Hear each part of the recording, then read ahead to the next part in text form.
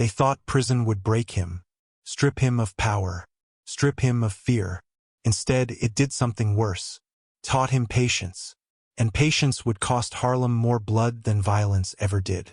This is episode 6. First Fall. Summer 1932. Sing Sing Prison, Ossining, New York.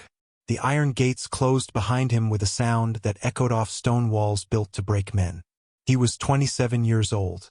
He had just spent 3 years defending Harlem's economic independence through strategic violence. He had built a reputation that made grown men cross the street to avoid him. None of that mattered here. Prison, according to people who have survived it, operates on different rules than the street.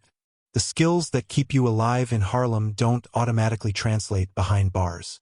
The reputation you built outside means nothing until you prove it inside. Before we continue, if you're interested in how power actually works, not how it's portrayed, consider subscribing. These stories build on each other. The 27-year-old enforcer who entered Sing Sing in summer 1932 understood this, according to later accounts. He had heard stories from men who had done time. He knew that the first days would determine everything that followed. Sing Sing in the 1930s was, according to historical accounts, one of the most brutal prisons in America. Built on the banks of the Hudson River, its gray stone walls had contained some of the country's most dangerous criminals for over a century. The conditions, according to contemporary reports, were medieval. Overcrowded cells, brutal guards, violence between inmates that authorities often ignored or encouraged, a hierarchy based on strength, connections, and the willingness to use force. For a young black man from Harlem, according to accounts from that era, the challenges were multiplied. Racial tensions inside mirrored those outside. The prison population was segregated in practice, if not always in policy. Alliances formed along color lines. Enemies were made simply by existing. According to later accounts, the enforcer's reputation preceded him. Word traveled fast in the criminal world, and Sing Sing housed men who knew what had happened on Lenox Avenue. They knew about the war against the gangster from the Bronx. They knew about the strategic defense that had preserved black economic independence in Harlem. That reputation, according to people who understood prison dynamics, was both asset and liability. It meant respect from some quarters. It also meant challenges from men who wanted to prove themselves against a known figure. The first weeks, according to accounts from people familiar with the situation, were about establishing position. Not at the top of the hierarchy. That would require resources and alliances he didn't yet have. Not at the bottom. That would invite predation and disrespect. Somewhere in the middle, visible enough to deter casual aggression, invisible enough to avoid attracting the attention of men who ran the prison's internal economy. According to later accounts, he navigated this positioning with the same strategic thinking he had applied to the Harlem conflict. Reading situations, identifying threats, understanding who held real power and who merely appeared to, building relationships that served defensive purposes without creating obligations he couldn't fulfill. The violence inside, according to accounts from that period, was different than street violence. More contained but also more intimate. Conflicts couldn't be avoided by walking away or changing neighborhoods. You lived with your enemies. You saw them every day. Every interaction carried weight. According to later accounts, he fought when necessary but avoided unnecessary confrontation. He learned which guards could be reasoned with and which ones enjoyed cruelty. He identified the inmates who controlled contraband, information, and protection, and he determined how to relate to each without becoming dependent on any. This strategic positioning, according to people who observed it, took months to establish. By late 1932, according to later accounts, he had achieved a stable position. Not dominant but respected. Not targeted but not invisible either. It was enough to survive. But according to accounts from people who knew him during this period, survival wasn't enough for him. It never had been. The transformation that would define his future began, according to later accounts, in an unlikely place, the prison library. Sing Sing's library was, according to historical records, surprisingly well-stocked. Donations from reform organizations, religious groups, and wealthy benefactors had accumulated over decades. Philosophy, history, literature, science. Thousands of books sat on shelves that most inmates never touched. According to accounts from people who knew him during this period, the enforcer discovered the library almost by accident. Looking for a quiet place away from the constant tension of the cell blocks, he found himself surrounded by books he had never encountered before. He had learned to read as a child, according to earlier accounts, but his education had been interrupted when he left South Carolina for Harlem at 14. Street life didn't encourage intellectual development. Survival required different skills. But prison, according to later accounts, offered something the streets never had: time. Hours every day with nothing productive to do. Energy that couldn't be burned through physical activity. A mind that needed occupation beyond the endless calculation of threats and opportunities. According to accounts from people who observed his transformation, he began reading voraciously. Shakespeare first, according to later accounts. The plays were difficult, language from centuries earlier, references he didn't understand, structures that confused him. But something in the stories resonated. Power struggles, betrayal, the consequences of ambition, characters who schemed and fought and died for position. He saw himself in those pages, according to people who discussed literature with him later. Saw the world he knew reflected in language he was only beginning to master. Macbeth's ambition that destroyed everything it touched. Othello's trust betrayed by those closest to him. Richard III's strategic manipulation of everyone around him. The histories that showed how power was gained, maintained, and lost across generations. According to accounts from that period, Shakespeare taught him something the streets hadn't, that the struggles he experienced weren't unique to Harlem or to his era. The patterns of power, betrayal, and survival repeated across centuries and cultures. Understanding those patterns meant understanding something fundamental about human nature itself. Philosophy came next. Plato's Republic, according to later accounts, fascinated him. The idea that justice and power were subjects that could be analyzed, debated, understood through reason rather than just experienced through conflict. He read Marcus Aurelius, a Roman emperor's private reflections on duty, mortality, and self-control. He read Machiavelli's strategic thinking applied to politics and power. He read Frederick Douglass, a man who had risen from slavery through education and determination. The irony, according to later accounts, was not lost on him. A black man imprisoned by a system designed to maintain racial hierarchy, finding liberation through the words of emperors, philosophers, and abolitionists. The bars remained. The guards remained. The daily humiliations of prison life remained. But his mind, according to people who observed this transformation, had found territory that no prison could confine. For the first time, survival wasn't the goal. Understanding was. He began taking notes according to accounts from that period, copying passages that resonated, writing reflections on what he read, developing the habit of thinking through writing that would stay with him for life. The other inmates saw the notebooks according to later accounts. Saw a man who had proven himself capable of extreme violence sitting alone, writing in careful handwriting about ideas most of them had never encountered. According to accounts from people who knew him during this period, the reading changed him in ways that were visible to anyone paying attention. His speech patterns shifted. Vocabulary expanded. References that would have been meaningless months earlier now informed his thinking. He began to see his own life, the violence, the strategy, the community defense, through frameworks that gave it meaning beyond mere survival. Other inmates, according to later accounts, didn't know what to make of the transformation. The enforcer who had proven himself capable of violence was now spending hours in the library. The street legend was reading philosophy. The man who had organized Harlem's defense against outside takeover was studying ancient history.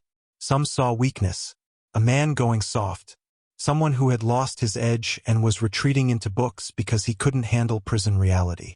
According to later accounts, those who tested this theory learned otherwise. The reading hadn't replaced his capacity for violence. It had refined it. He understood better now when force served a purpose and when it was merely reactive. He could articulate, according to people who heard him during this period, why certain responses were strategic and others were emotional. The combination, according to accounts from that era, was unprecedented in most inmates' experience. Intelligence and education usually came with physical weakness or unwillingness to use force. Violence usually came with limited strategic thinking.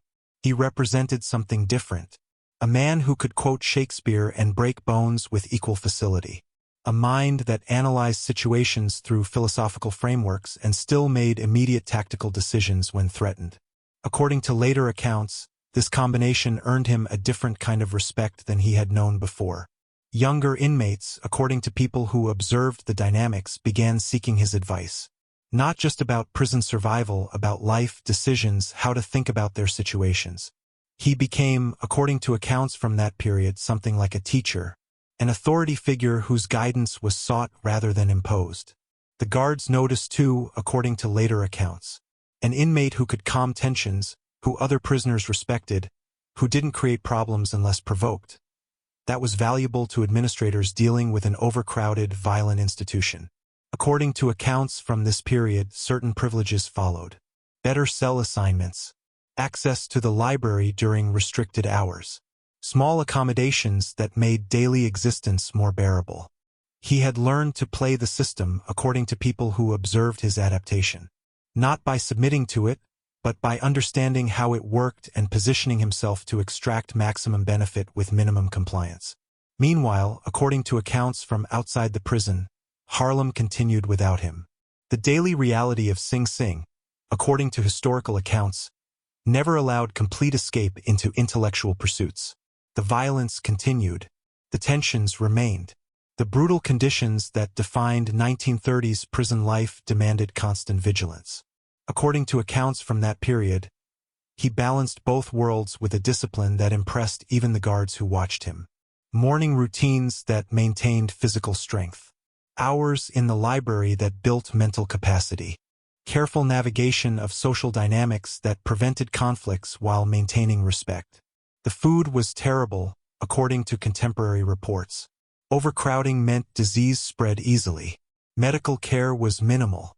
Men died from conditions that would have been treatable outside. The psychological pressure of indefinite confinement broke many inmates. He survived, according to later accounts, by compartmentalizing. The physical hardships were endured without complaint. The intellectual development continued regardless of external conditions. The strategic positioning maintained without relaxation. According to people who observed him during this period, he had found a way to be present in the brutal reality of prison while simultaneously constructing an internal world that prison couldn't touch. The books weren't escape, they were expansion, adding dimensions to a mind that had previously been focused solely on survival. Stephanie St. Clair, the policy banker who had relied on his strategic mind, was managing the operations alone. The gangster from the Bronx was still pressuring, still trying to expand control. The truce that exhaustion had created was holding, but barely. According to later accounts, letters passed between the prison and Harlem. Coded communications that kept him informed about developments, that allowed him to offer advice even from behind bars. His reputation on the streets, according to accounts from that period, continued growing even in his absence. The legend of how he had defended Harlem became more elaborate with each retelling. His imprisonment was framed not as defeat but as sacrifice, a leader taken down by a system that couldn't tolerate black resistance.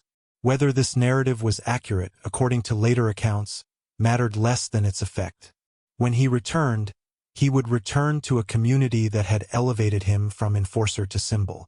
But return was still years away. According to historical records, his sentence kept him at Sing Sing until 1935. 3 years of reading, learning, adapting. 3 years of transformation that would shape everything that followed. The young enforcer who had entered prison, according to accounts from people who knew him before and after, was not the same man who would eventually leave. He had been dangerous before, strategically violent, capable of organizing resistance, willing to use force to achieve objectives. He remained all of those things, but he had added dimensions that the streets had never provided.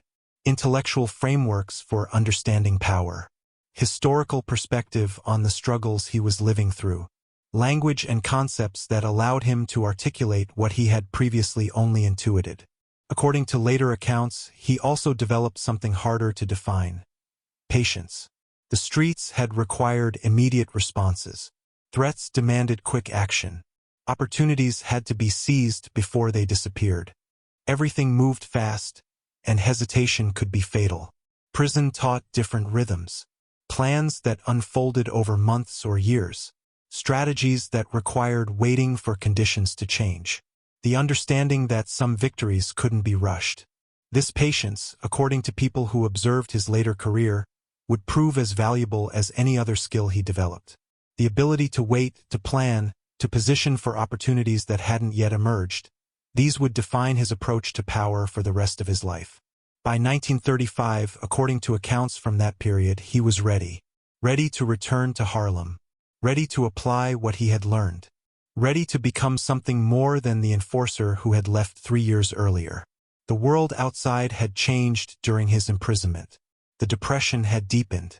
Dutch Schultz remained a threat but faced his own problems with law enforcement and rival criminals. Stephanie St. Clair had aged, her position more precarious than before. According to later accounts, opportunities existed that hadn't been there when he went in. Power vacuums, alliances that could be formed, positions that could be claimed by someone with the right combination of reputation, intelligence, and strategic thinking. Prison had been intended to break him, to remove a troublesome figure from Harlem streets, to demonstrate that resistance to outside control had consequences. Instead, according to accounts from people who witnessed his return, it had forged him into something more formidable than he had been before. The enforcer had become a strategist. The street fighter had become a thinker. The young man defending his neighborhood had become something closer to a statesman of the criminal world. Sing Sing's iron gates, according to later accounts, opened in 1935 to release a man that prison had transformed but not defeated. What he would do with that transformation, how he would apply the lessons learned in cells and libraries to the streets of Harlem, that story belongs to the next chapter. But the foundation had been laid. The education had been acquired. The patience had been developed. According to accounts from people who knew him during this period, he walked out of Sing Sing with something he hadn't possessed when he walked in: a vision for what he could become, and the intellectual tools to pursue it. Prison had been intended as punishment. He had converted it into preparation. That conversion, according to later accounts, was perhaps his greatest strategic achievement. Taking an experience designed to destroy and using it to build. Finding advantage in adversity. Emerging stronger from conditions meant to weaken. The lessons of Sing Sing, according to people who observed his later career, never left him. The reading continued throughout his life. The philosophical frameworks continued shaping his decisions. The patience continued informing his strategy. But more than specific lessons, according to accounts from that period, prison had taught him something about himself. He could survive anything. He could find opportunity in any circumstance. He could transform challenges into advantages if he approached them with the right mindset. That self-knowledge, according to later accounts, proved more valuable than any specific skill or strategy. The confidence that came from having been tested in the hardest possible environment and having emerged not just intact but improved. 1935. Sing Sing's gates opened. A 30-year-old man walked out into a world that had changed while he was gone. He had changed too, in ways that weren't immediately visible but would become clear soon enough. Harlem was waiting. Stephanie St. Clair was waiting. The gangster from the Bronx and his ambitions were waiting. And according to accounts from people who witnessed what came next, none of them were prepared for the man that prison had created. The transformation wasn't visible in obvious ways, according to later accounts. He still looked like the enforcer who had entered 3 years earlier, perhaps a bit older, perhaps a bit harder around the eyes. The physical presence remained. The capacity for violence remained. But something behind the eyes had changed. A depth that hadn't been there before. A way of seeing situations that incorporated centuries of human wisdom rather than just street experience. A patience that could wait years for the right moment rather than demanding immediate action. According to accounts from people who encountered him after his release, the change was most apparent in conversation. He could discuss power in terms of Roman emperors and Harlem policy bankers. He could analyze a street conflict using frameworks from ancient philosophy. He could quote Shakespeare while planning strategic responses to criminal threats. This combination, street credibility and intellectual depth, violence capacity and philosophical understanding, would define him for the rest of his life. It made him impossible to categorize. Too educated for the streets, too dangerous for the academy. A man who existed in spaces that others couldn't occupy. Sing Sing had intended to contain him. Instead, according to later accounts, it had expanded him, given him tools that the streets could never have provided, shown him that education was its own form of power, one that couldn't be taken away by arrest, imprisonment, or any external force. The gates closed behind him as he walked away. 3 years of his life had been spent inside those walls. But what he had gained, according to accounts from people who knew him afterward, was worth more than what he had lost. Prison had been his first fall. It would not be his last. But according to later accounts, he would approach every subsequent challenge with the lessons Sing Sing had taught him. Education as weapon, patience as strategy, transformation as victory. The enforcer had fallen. The legend was about to rise.